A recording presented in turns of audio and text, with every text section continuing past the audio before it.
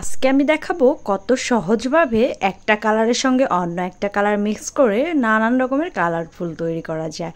তো colourful cream তৈরি করার জন্য অনেকে বলে যে এক একটা কালার দেখে বলে এটা কিভাবে তৈরি করলেন। দেখুন এখন আমি নেভি ব্লু কালার তৈরি করব।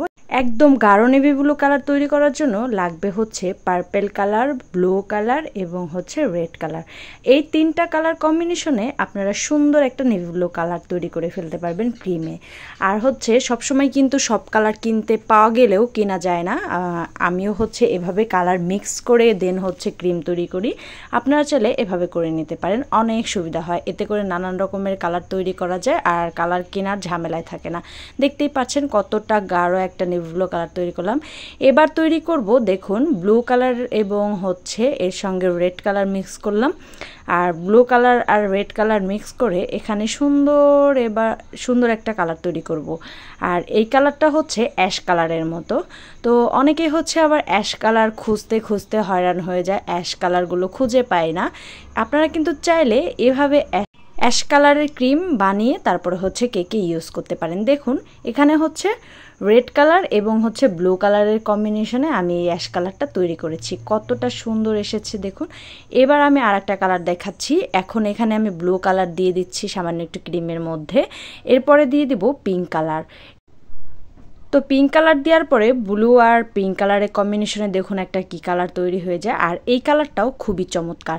এই কালারটাও কিন্তু আপনি একদম যেই নীল কালারটা কিনবেন ওই নীল কালারে কিন্তু এই কালারটা আসবে না। যখন আমরা ক্রিমে ব্লু কালার কিনি, ব্লু কালার করি কেনা কালার দিয়ে, তো ওই কালার দিয়ে কিন্তু এত সুন্দর ব্লু কালার আসবে না, এত গাঢ় সুন্দর ব্লু কালার। আপনারা যদি গাঢ় সুন্দর ব্লু কালার আনতে চান অবশ্যই ব্লু কালারের মধ্যে পিঙ্ক কালার ইউজ করুন, এতে করে চমৎকার এই কালারটি আসবে। এবার আমি সুন্দর একটা কালার তৈরি করব। কালারটা পার্পেল কালার। আর এই পার্পেল কালারটা আনতে হলে অবশ্যই এখানে বেশি পরিমাণের পিঙ্ক কালার নিয়ে নেবেন। এরপরে অতি কম পরিমাণের ব্লু কালার নিয়ে নেবেন। এখানে পিঙ্ক কালারের মনে রাখবেন, পিঙ্ক কালার আর ব্লু কালার মিলে কিন্তু গাঢ় ব্লু কালার হয়। তবে পিঙ্ক কালার আর ব্লু কালার মিলেও কিন্তু আরেকটা পার্পেল কালার তৈরি করা যায়। সেক্ষেত্রে আপনি এখানে পিঙ্ক কালারের পরিমাণটা বেশি করে দিতে হবে, যাতে করে আপনার এখানে পার্পেল কালার চলে আসে। ব্লু কালারের পরিমাণ কমিয়ে দিতে হবে, পিঙ্ক কালার পরিমাণ বেশি দিলে দেখতেই পাচ্ছেন আমার ক্যামেরায় ধরতে পারছি না, বাট এখানে সুন্দর একটা পার্পেল কালার আসছে। আপনারা চাইলে এই কালারটাও তৈরি করে নিতে পারেন। এখানে কিন্তু পার্পেল কালারটা অনেক সুন্দর আছে।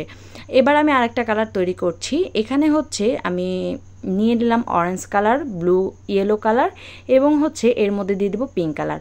অরেঞ্জ, ইয়েলো, পিঙ্ক এই তিনটা কালার কম্বিনেশনে তৈরি করব সুন্দর একটা অরেঞ্জ কালার।